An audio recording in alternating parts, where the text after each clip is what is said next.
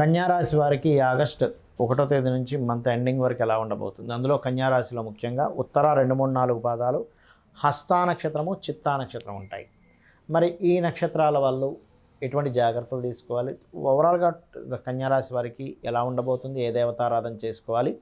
మరియు మీరు ఏ నక్షత్రంలో జన్మిస్తే రోజు 10 నిమిషాల పాటు ఏ దేవతారాధన చేసుకోవడం ద్వారా, ఏ దేవతని ధ్యానం చేయడం ద్వారా బాగుంటుంది అనేటువంటి అంశాలు చెప్తుంది. నేనైనప్పటికీ చెప్పిస్తుంది సాక్షాత్ లలితా అమ్మవారిగా భావిస్తూ ఆ లలితాంబిక అమ్మవారి యొక్క అనుగ్రహం మీకు పరిపూర్ణంగా కలగాలని మనస్ఫూర్తిగా కోరుకుంటూ, ఇక్కడ గమనించినట్లయితే కన్యవారికి ఇందులో ఉత్తరా నక్షత్రం వారికి 17వ తేదీ వరకు అనేకమైనటువంటి లాభాలు ఉంటాయి. 17వ తేదీ తర్వాత మాత్రం ఎట్టి పరిస్థితుల్లో ఇన్వెస్ట్మెంట్స్ చేయకండి.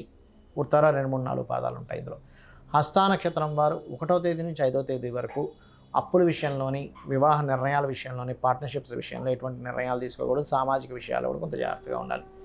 మరియు అదేవిధంగా చిత్తా నక్షత్రం వారికి కనుక చూసుకున్నట్లయితే కాస్త ఉద్యోగం విషయంలో కొంత గొడవలు, ఘర్షణలు చూపిస్తున్నాయి. కొంచెం ఆకస్మిక మార్పులు చూపిస్తున్నాయి. ఎవరితోనైనా ఏదైనా అగ్రిమెంట్స్ చేసుకునేటప్పుడు చిత్తా 1, 2 పాదాల వారు కాస్త జాగ్రత్తగా ఉండాలి కన్యారాశి. అయితే ఈ కన్యారాశిలో నీచం పడుతున్నటువంటి శుక్రుడు రాశిలో ఉన్నాడు కాబట్టి కాస్త మీరు మనీ మ్యాటర్స్, తండ్రి గారి ఆరోగ్య విషయంలోని, లేనట్లయితే పెద్ద మొత్తంలో ఎవరికైనా మనీ ట్రాన్స్ఫర్ చేసేటప్పుడు బ్యాంక్ ట్రాన్సాక్షన్స్ విషయంలో అందరూ కూడా కాస్త జాగ్రత్తగా ఉండాలి. మరియు అనవసరమైన పరాక్రమం, అనవసరమైన గొడవలపై, ఉద్యోగ విషయంలో తొందరపాటు నిర్ణయాలు తీసుకుంటారు. అటువంటి నిర్ణయాలు ఎట్టి పరిస్థితుల్లో తీసుకోకండి. శత్రువుపై జయం ఉంటుంది. కాకపోతే ఇష్టపడిన వారిని వివాహం చేసుకోవాలనేటువంటి విషయంలో కొంత స్ట్రెస్ అది ఉంటుంది.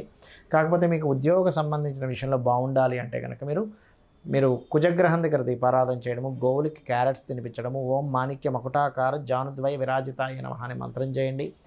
ఇక్కడ ముఖ్యంగా 12వ స్థానంలో కేతు ఉన్నాడు కాబట్టి ఏదైనా ఇన్వెస్ట్మెంట్స్ విషయంలో ఎట్టి పరిస్థితుల్లో ఆది మంగళవారాలు అవాయిడ్ చేయండి. కాకపోతే గురువు, బుధుడు లాభస్థానంలో ఉండడం మంచిదే.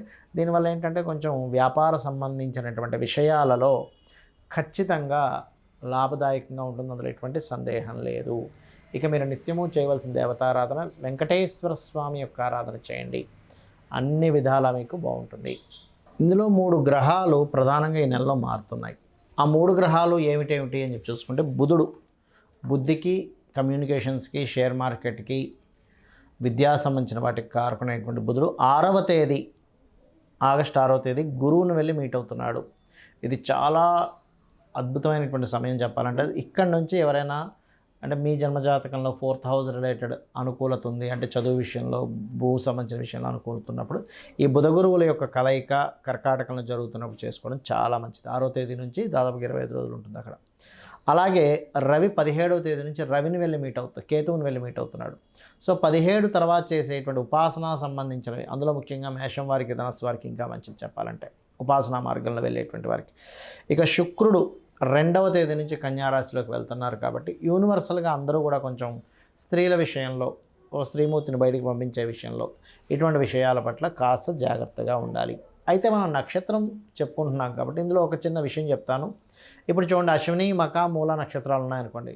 ఏం చేస్తారు? మాది కేతు నక్షత్రం కదండి, అందుకని మేము వైడూర్యం పెట్టేసుకుంటాం అంటారు. కాదు.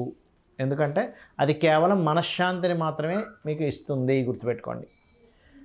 మరి ఏంటంటే ఎలా పెట్టుకోవాలి రత్నము అంటే, మీ యొక్క జాతక చక్రంలో నిజంగానే కేతువు కనుక మంచి పొజిషన్లో ఉండి ఎక్కడ పాపగ్రహాలతో పాపకత్తెరలో లేనప్పుడు పెట్టుకోవాలి. లేనట్లయితే అది ఎంతవరకు పనిచేస్తుంది అంటే కేవలం మనశ్శాంతి, పీస్ ఆఫ్ మైండ్ కోసం కొంత పనిచేస్తుంది. పూర్తిగా పనిచేయదు ఎప్పుడు నక్షత్రం సంబంధించినటువంటిది. అదేవిధంగా భరణి, పుబ్బ, పూర్వాషాఢ నక్షత్రాల వాళ్ళు ఏం చేస్తారు? మాది శుక్ర నక్షత్రం కదండి, అందుకని వజ్రం పెట్టేసుకుంటా అంటాడు. ఒకవేళ ఆ శుక్రుడు మీ జన్మజాతకంలో నీచంలో ఉన్నాడు లేదా పాపకత్తెరలో ఉన్నాడు, అది నెగిటివ్ ఎఫెక్ట్ ఎక్కువ ఇస్తుంది, పాజిటివ్ ఎఫెక్ట్ రాదు. అలాంటప్పుడు ఏం చేయాలి? అప్పుడు ఆ శుక్రుడు బాగున్నాడు లేదో చూసుకొని, లేదా మీ జన్మజాతకంలో ఎలా ఉందో చూసుకోవాలి. అదేవిధంగా కృత్తిక, ఉత్తరాషాఢ నక్షత్రాలకు అధిపతి రవి. రవి అనగానే మనం ఏం చేస్తాం? ఈ నక్షత్రం కదండి నాది, ఈ నక్షత్రం కాబట్టి నేను కెంపు పెట్టేసుకుంటా అంటారు. పూర్తిగా తప్పండి. ఎందుకంటే ఒకవేళ మీ జన్మజాతకంలో కెంపు కారకుడైన సూర్యభగవానుడు మంచి ఉచ్చస్థానంలోనో, మిత్రక్షేత్రాల్లోనో, ఓన్ హౌస్లోనో ఉంటే మంచిదే, శుభగ్రహాలతో ఉంటే మంచిదే. అలా లేని పక్షంలో అది మీకు పనికిరాదు. ఎలాంటి ఇప్పుడు చూడండి, టీటీ ఇంజెక్షన్ ఇస్తారు కానీ కొంతమందికి టీటీ ఇంజెక్షన్ పనిచేయదు. అలాగా కొంతమంది కొన్ని కూరలు పనిచేయవు. ఎందుకు అంటే వాళ్ళకి ఫుడ్ ఎలర్జీ ఉంటుంది. అలాగే మీ నక్షత్రం అయినప్పటికీ మీ నక్షత్రాధిపతి ఎలా ఉన్నాడో చూడాలి. కాకపోతే ఆ నక్షత్రాధిపతికి సంబంధించి ధ్యానం చేయండి. ఉదయం నిద్రలేచిన వెంటనే విష్ణునామాన్ని ధ్యానం చేయండి. భరణి వారేమో అమ్మవారిని ధ్యానం చేయండి. కేతు నక్షత్రాల వాళ్ళు అశ్విని మఖామూల వారేమో గణపతిని ధ్యానం చేయండి. భరణి పుబ్బ పూర్వాషాఢ నక్షత్రం వారు అమ్మవారిని ధ్యానం చేయండి నిద్రలేచిన వెంటనే. మీ ధ్యానం అనేటువంటిది మీ యొక్క క్యాపబిలిటీని పెంచుతుంది. అది ఎలాంటివంటే చిన్న చిన్న విషయాలు కూడా ఎమోషన్ అవ్వకుండా చాలా మటుకు మీరు చాలా స్ట్రాంగ్ అవుతారు. అదేవిధంగా రోహిణి, హస్త, శ్రవణం ఈ 3 నక్షత్రాలకి అధిపతి చంద్రుడు అవుతాడు. చంద్ర నక్షత్రాలు ఉండేవారు ఎంత ధ్యానంలో కూర్చుంటే అంత మంచిది, గుర్తుపెట్టుకోండి. ఎందుకంటే చంద్రమా మనసో జాతః.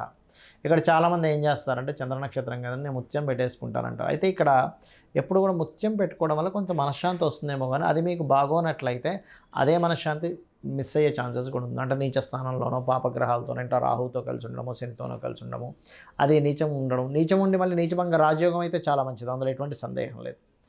అదేవిధంగా మీరు మృగశిర, చిత్త, ధనిష్ట నక్షత్రాలకు అధిపతి కుజుడు.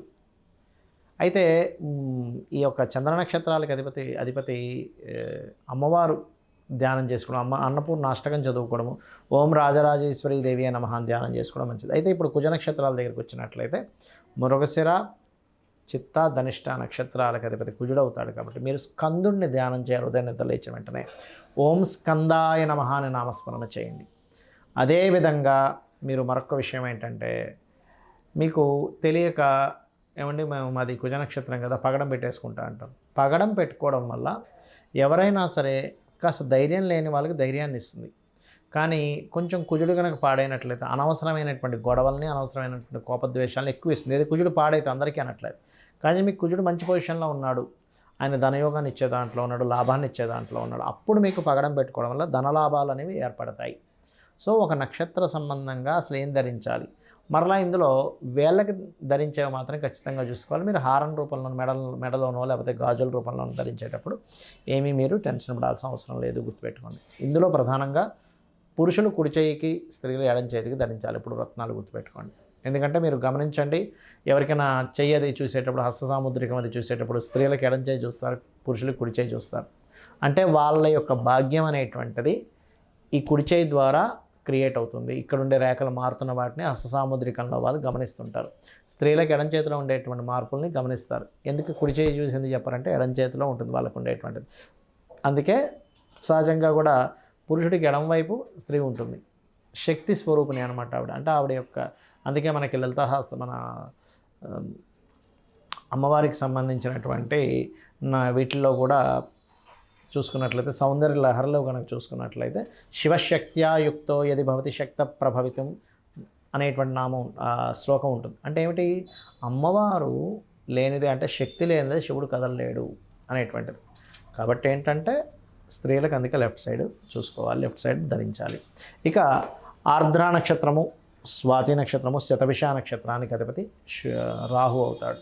కాబట్టి రాహువుకి సర్వసాధారణంగా ఏం చేస్తాము, దుర్గానామాన్ని నిద్రలేస్తూనే మీరు కనుక స్మరణ చేసినట్లయితే ఖచ్చితంగా బాగుంటుంది. అయితే దీనికి రత్నము సర్వసాధారణంగా అందరూ గోమేధికం పెట్టేసుకుంటారు, కానీ మీరు ఒకటే గుర్తుపెట్టుకోండి, మీరు జాతచక్రంలో రాహు బాగుంటేనే పెట్టుకోండి, లేనట్లయితే మీ లగ్నం నుంచి ఏ గ్రహం బాగుందో ఆ గ్రహాన్ని పెట్టుకుంది, పాడైపోయింది పెట్టుకోవడం కాదు. అదేవిధంగా పునర్వసు, విశాఖ, పూర్వాభాద్ర నక్షత్రాలకి అధిపతి గురువు. దత్తాత్రేయుని చరిత్ర చదువుతునో లేకపోతే జయ గురుదత్త, శ్రీ గురుదత్త అన్న నామస్మరణ ఉదయం నిద్రలేచిన వెంటనే ఒక్క 10 నిమిషాలు అక్కడ నిద్రలేచిన పక్కలోనే అక్కడ అలాగే కూర్చొని ధ్యానం చేయండి, చాలా మంచిది. మీకు మేము మెంటల్గా చాలా స్ట్రాంగ్ ఉంటారు, ఎన్ని కష్టాలు ఉన్నా సరే తట్టుకునేటువంటి శక్తి మీకు వస్తుంది.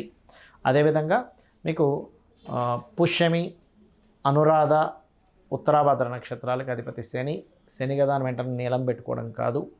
ఇక్కడ ఏంటంటే శని నీలానికి కారకుడు అని పెట్టేసుకోకుండా శని బాగున్నాడు చూసుకొని పెట్టుకోండి. శివనామస్మరణతో నిద్రలేవండి, లేదా కాళికాదేవిని స్మరించుకుంటూ నిద్రలేవండి, ఖచ్చితంగా బాగుంటుంది. లేదు ఎక్కువ గొడవలు ఉన్నప్పుడు వారాహిని కూడా చేసుకుంటూ నిద్రలేవచ్చు, ఎక్కువ స్ట్రెస్ ఉన్నప్పుడు. ఇక అదేవిధంగా కాకపోతే వారాహిని నిద్రలేచేటప్పుడు ఉదయం 4-5 గంటలప్పుడే నిద్రలేవాలి, గుర్తుపెట్టుకోండి. అదేవిధంగా బుధుడి యొక్క నక్షత్రాలు ఏమిటవి అంటే ఆశ్లేష, జ్యేష్ఠ, రేవతి నక్షత్రాలు. ఈ నక్షత్రాల్లో పుట్టినవారు విష్ణు నామంతో ఓం నమో నారాయణాయ అనే నామస్మరణతో నిద్రలేవండి. మరియు దీంతోపాటు మీరు పచ్చబెట్టేసుకుంటారు. నాది బుధ నక్షత్రం కదండి, అందుకే పచ్చబెట్టేసుకుని. బుధుడు బాగుంటేనే పెట్టుకోవాలి, కానీ బుధుడు బాగోలేని పక్షంలో మీకు ఏ మహాదశ నడుస్తుంది, మీరు ఏ పర్పస్ మీద పెట్టుకుంటున్నారు రత్నం అనే దాంతో ధరించాలి.